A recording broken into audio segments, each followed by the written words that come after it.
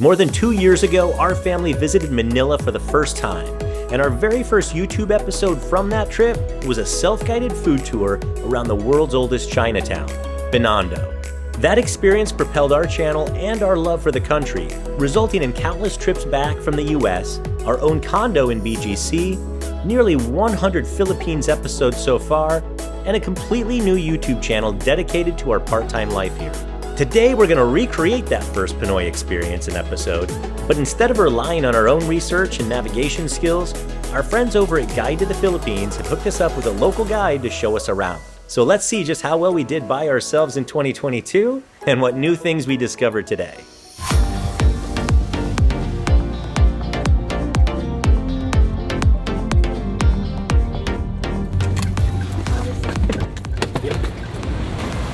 Nice meeting you, sir. You too.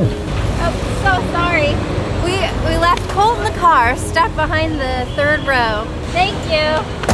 Guide to the Philippines can almost certainly arrange transportation to and from, but within this package, we just meet our tour guide right here at actually the first place that we started our episode 2 years ago. Which is Santa Cruz Church, and it's a Roman Catholic parish, and it was built here for the Chinese immigrants, the Chinese Catholic immigrants, over 250 years ago. Back then, being Catholic for a Chinese immigrant, it wasn't a choice, it was a requirement. And at best, expulsion, at worst, the punishment was execution. The last time we did this, I spent hours and hours putting together our route and our itinerary with exactly which bites we were gonna have. We just got dropped off at the Binando church, and we're gonna head deep into Chinatown here. It's where people go when they come to Manila if they are looking for a culinary and cultural adventure, just like we are. Like, it really took up a lot of my time. So when you go on a trip or vacation, you don't want to have to do all that work, which is why you want the best guides. And that's why we're meeting Elgin here. Hi, Elgin. Hello, nice meeting you, Arian. So welcome to the Philippines. Welcome to GTTP Binondo Food Tour. Thank you. And this is Guide to the Philippines' most popular tour in Manila. I was thinking that the church looked a little bit different than the last time we were here, and apparently the facade was redone in 2024, just last year. So since the last time we were here, it is different. And it is right across the street facing this archway, the entrance to Binondo.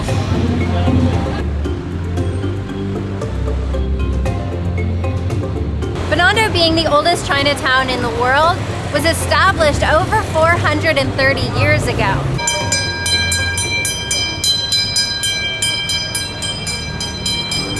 I remember my favorite bite in our first tour through Binondo was lumpia.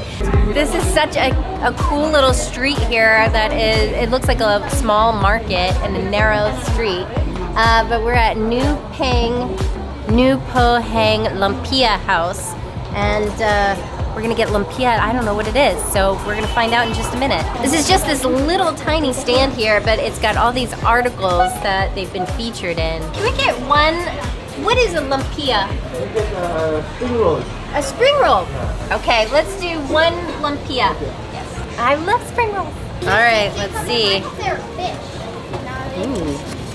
Is this soy sauce? Whoa, look at that. This looks awesome. And this outer layer is soft. It's not crispy at all, so it's not deep fried. Let's see what it tastes like.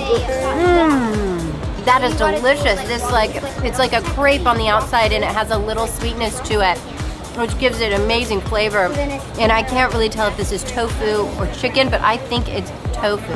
So many vegetables in there. This is really good. Brooklyn, want to try a bite of the spring roll? Sorry, not me. All right. Don't know what you're missing about. I feel like I taste sweet corn, but I don't see any sweet corn. But maybe it's just an association with really fresh summer vegetables, because that's precisely what it tastes like. Phenomenal. It's streets like these and bites like that that really makes me love eating food and experiencing culture through the food. That was a really good bite. And at the time, I was pronouncing it all wrong. I think I was calling it lumpia. Lumpia. Lumpia, But no, it is lumpia, and I finally got it. I've made a lot of changes since that episode. I think I also at the time maybe wrongly used the term of language barrier, and it turned out to be offensive, and I did not mean that in any offensive way. Just wasn't able to communicate as easily back then, but now I think we're a little bit more immersed in the culture, and communication is easy, and English is their second language here. We're getting our lumpia at a very different place this time than from our first episode. This one's called Eastern Garden Restaurant. Gonna head inside and watch them make it.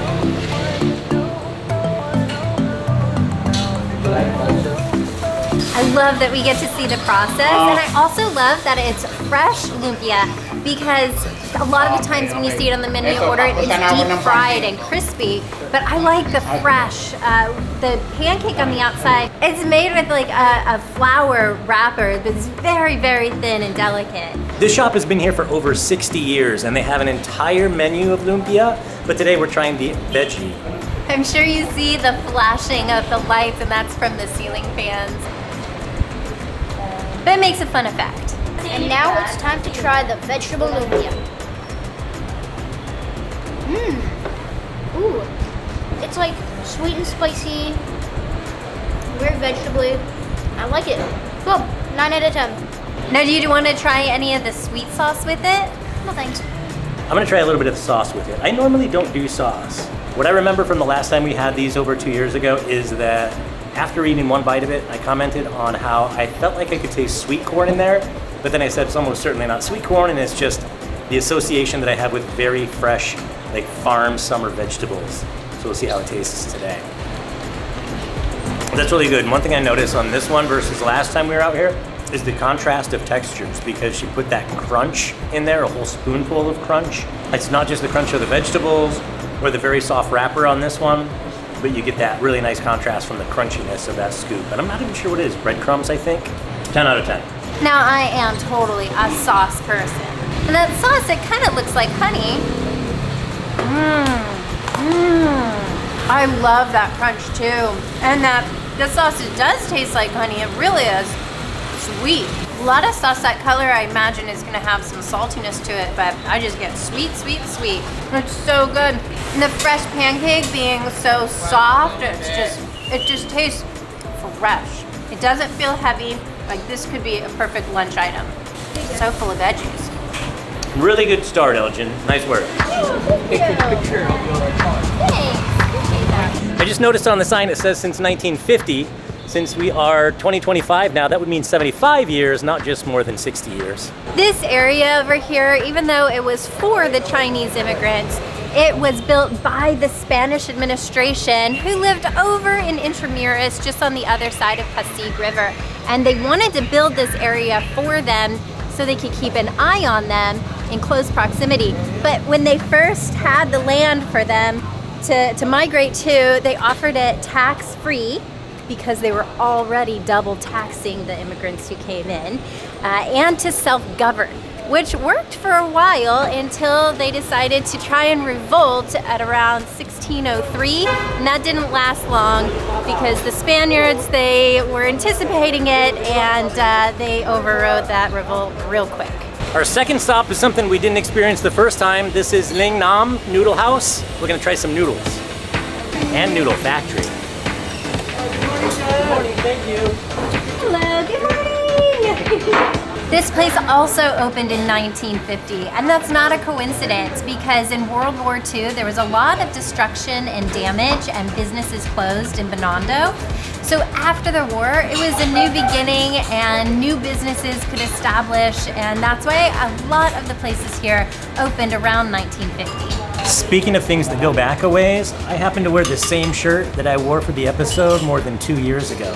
Did you do that on purpose, or is it just meant to be? I'm gonna take that one, bud. Your dad pretty much has like 4 or 5 shirts total that he circulates, so chances are you're gonna see the same shirt in many of our episodes. It's because we spend all of our money on your Gatorades. Not a sponsor. No, but we will work with you guys. We've got our beef wonton noodle soup, and we've got the beef, we've got the cabbage, we've got green onions, we've got the wontons and the noodles, and we got the broth. It's all here, folks. Let's dig in. I just don't know what to start with first. Oh, this is so good. Mixing it up. Oh yeah. I don't know which utensil to use. We're gonna use all three. I wanna do the broth. The broth being the base is the most important part of any soup. Oh, that is like beef oil. Like, I mean, it is just so beef flavory. It's so good. That is good beefy broth. That's more like stock. That's much more like a stock than a broth. Nothing like fresh made noodles. I mean, you can taste the rawness of the flour that they use, and they likely just cooked it in the broth, like to order, it tastes like. Let me show you what we learned. When we were in, I think it was Japan, we learned to get this broth and some of the other ingredients in there at the same time by scooping it into the dish with the fork, and then you slurp and eat at the same time. I literally got every ingredient in one bite. And that wonton noodle, so full of beef, it's almost like this chunk of beef is just wrapped in that paper. It's really good. So much beef flavor. Phil, it's all you now. Was the beef easy to bite through, or will I want to break it apart? Super easy. But luckily, the day outside is not nearly as hot as it was the last time we were here, which was in September. So this being January, much cooler outside. That is one of the most flavorful bites of beef I've had anywhere, in any way, shape, or form. Absolutely phenomenal. Wow. Wow, wow, wow. Let's see if the dumpling's just as good.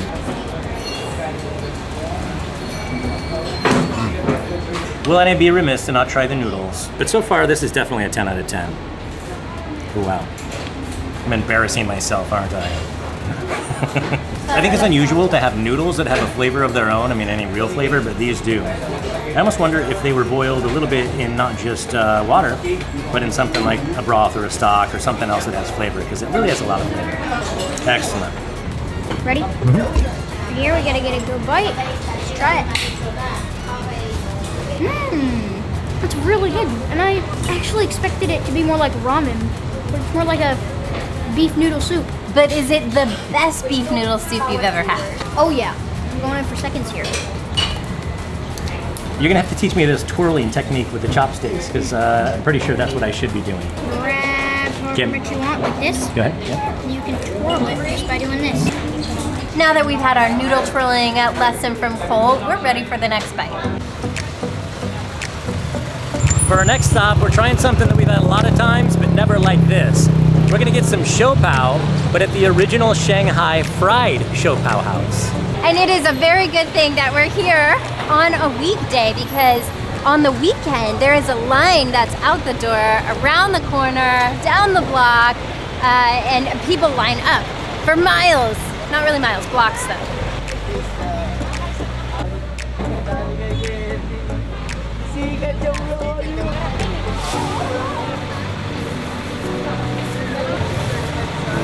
Fried shou pao. And when you hear the word fried, you kind of think deep fried, and that is not the case. This is pan fried.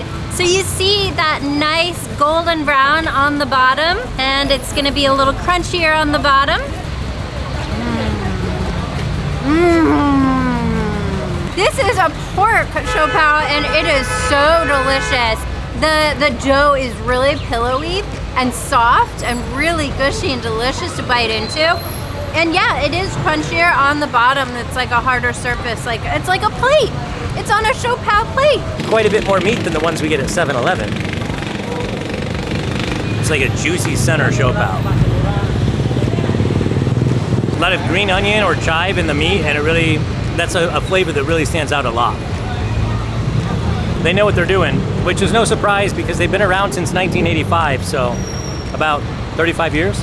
Elgin, what is your favorite bite in all of Binando? What's your go-to bite to eat? My go-to bite to eat is, of course, the number one would be the Shanghai fried siopao.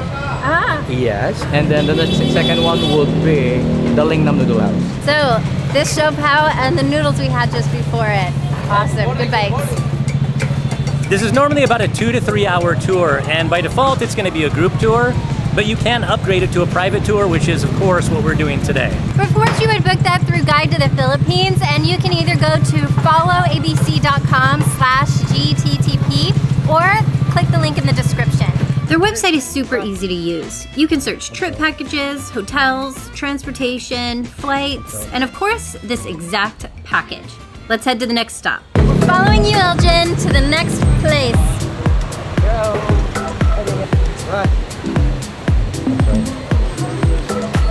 The streets are so familiar. Like, I really remember this so well. I think it just goes to show like it was a really memorable experience for us. But like walking on this street, totally remember it. That last street, totally remember it. It's all so familiar.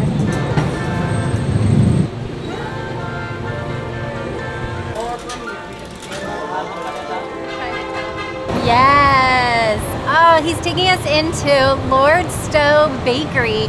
We're gonna have some egg tarts. He's right, it smells so good. Thank you. Walking in here, the smell really hits you. It's like a fantastic bakery scent that just, you get a whiff of it and it's incredible. I was thinking that maybe I would see some of our more traditional Philippine favorite like pastries in here, but really none. I mean, they've got chips and nuts and some other things around here, but their whole thing is the egg tart. We started the business in 1989, and Lord Stowe is an Englishman who started creating them here in the Philippines, and they say now it's famous throughout Asia. They look like little croissant pies, custard Creme pies. brulee. It's an egg tart, and then there's this like torch part on the top. It's creme brulee. Give it a try. Let's see. Torched egg. Let's see if that's what they taste like too. It's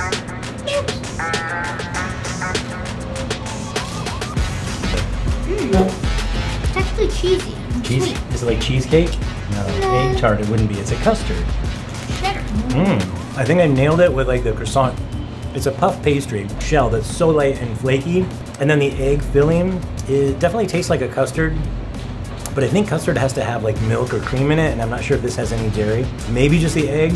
It's more savory than I expected. I figured this would be more of a dessert. It's not that sweet, but it's definitely good. They say the camera eats first, and I am so jealous because I was the cameraman and I was just listening to the crunch of everybody's bites, and I want a bite so bad. It smells buttery.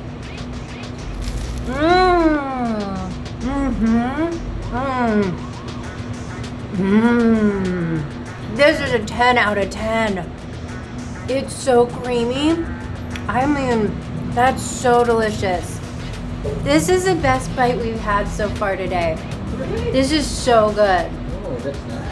Who knew that the egg tart was invented by an Englishman in Chinatown in the Philippines? Well, it wasn't actually started in Manila, it was in Macau. Some people like to sprinkle cinnamon on top, which is a Portuguese tradition, but I think it's so perfect on its own. I can't imagine improving this. It is perfection. How are we gonna beat that? I'm so sorry. I'm the messiest eater in the family. Let's hit the road. We'll try to top it. I don't know if we can. I remember this place! This was one of my favorite things that we had on the first tour we did here. It's these little dumplings, and they had like a lemongrass taste to them. It was so good. I remember after we had them, I was craving them, and like I could have eaten so many of them. But it is just this tiny little window here. And when we went before, it was right after COVID and pandemic and lockdown, and so there were more precautions. We couldn't really get to know them or chat as much as we're able to now. Bestseller? Yes. Chopsticks. It's a little bit of an indication of what we're gonna eat. Also soy sauce, another indication. Ooh, sushi? No, it's not gonna be sushi. It's going to be dumplings. Ooh, this looks good. Here's what I'm gonna do. I'm gonna bite a little corner off. Oh, and now put it down there. Oh God, this is a real balancing act. Thank you, Brooklyn. These are pork dumplings. She said it was their best seller. Yeah, it has like a lime. It was like pork lime flavored inside. That's really delicious. I love it. This is a phenomenal list we have so far. So if you're coming to Manila, follow this little guide. These are great bites. So good, babe. You gotta try this. Interesting. You think lime, huh? I do, I get lime. There's so much green in there. Look, I don't think it's lime. I think it's from the greens. I think it's something like collard greens or something that have a bit of tang. So they've been here for more than 20 years, but they've been making the same dumplings. So it's the same recipe. It hasn't changed hands. And they make the dumplings by hand every single day.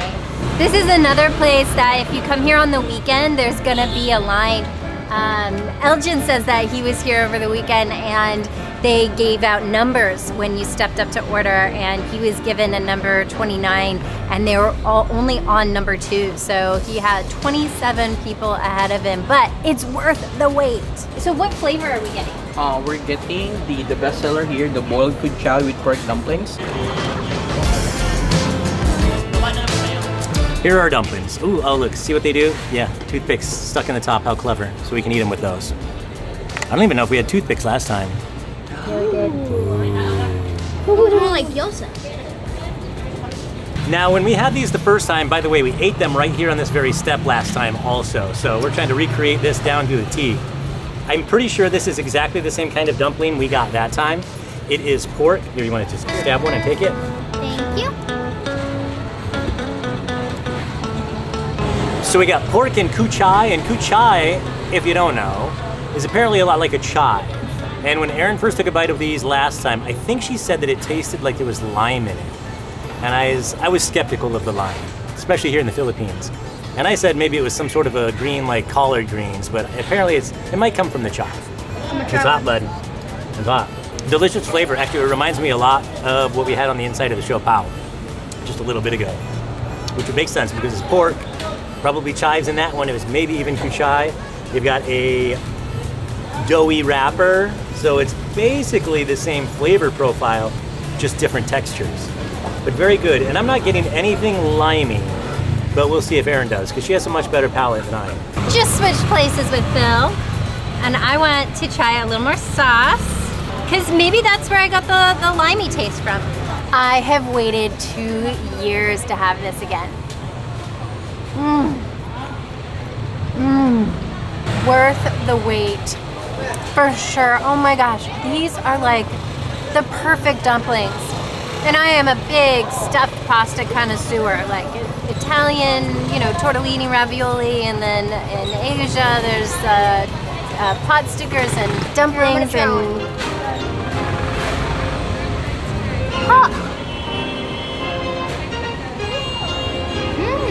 Oh yeah. Oops, sorry, buddy. Let's go.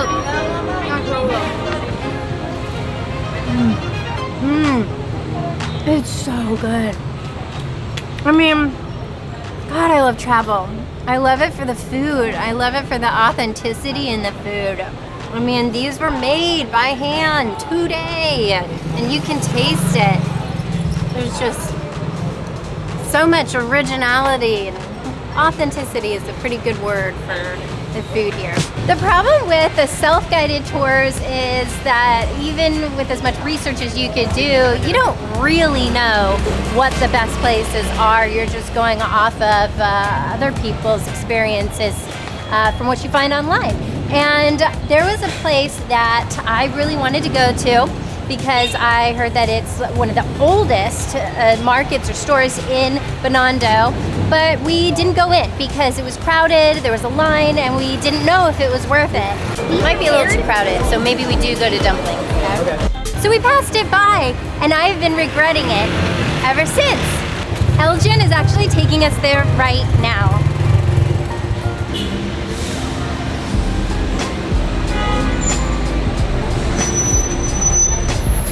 It's like a market in here. There are actually a ton of different flavors in here. We just tried a brand new mango cake. I see durian hopia over here.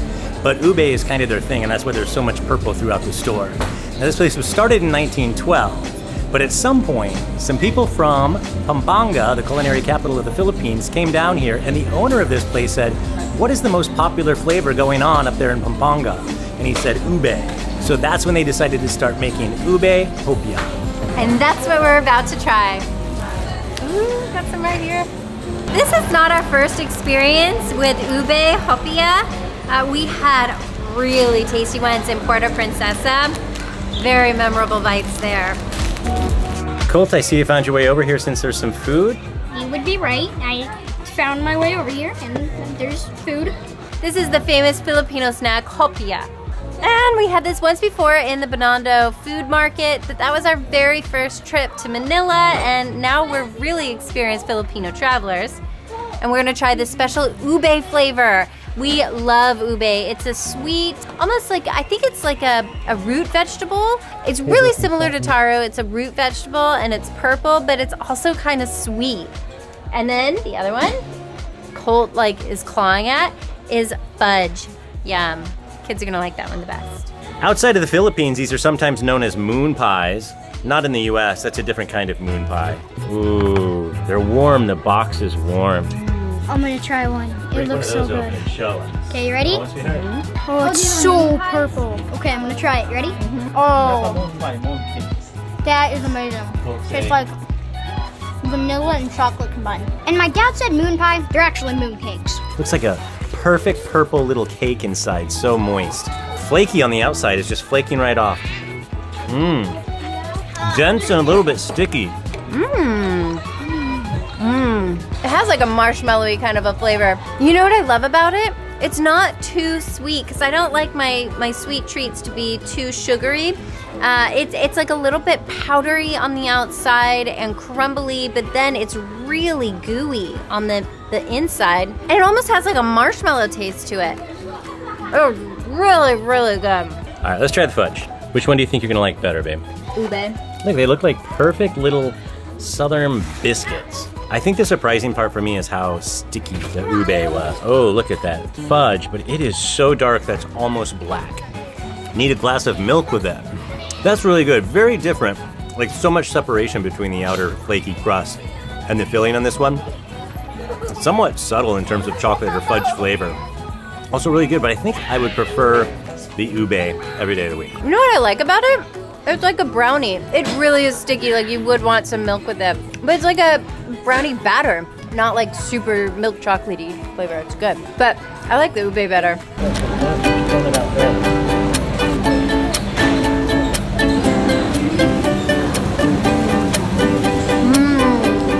You know what I love about this? It's not too sweet. I mean, I really was expecting like a dessert and really sweet treat, but it's really kind of powdery. I taste like the flour in the dough on the outside, and the ube is just very pure ube paste inside, which is naturally sweet. So it's perfect just the way it is. And before they had ube, it was more traditional to have mung bean paste on the inside. So I think ube is a huge improvement and super, super delicious.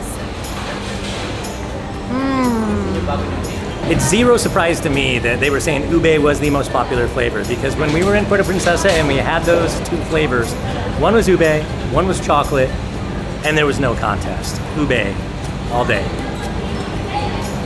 And now for me to try one. Very sweet. Well, that was our last bite, and we actually made our way to Binondo Church right behind us there, another landmark in the area. Look, they like ube here so much that they even paint their fire trucks ube purple. That concludes our tour, and I have to say, it is way better with Elgin than just doing it on your own. This was a much more enjoyable walking tour and food tour than we had before, and I think it's all because of your expertise. So thank you so much. Okay, and with me, thank you so much also for having a private tour with Guide to the Philippines, and hope you enjoy and you have fun tasting all of those Chinese delicacies within Binondo. and hope to see you again here in the Philippines. I hope so too.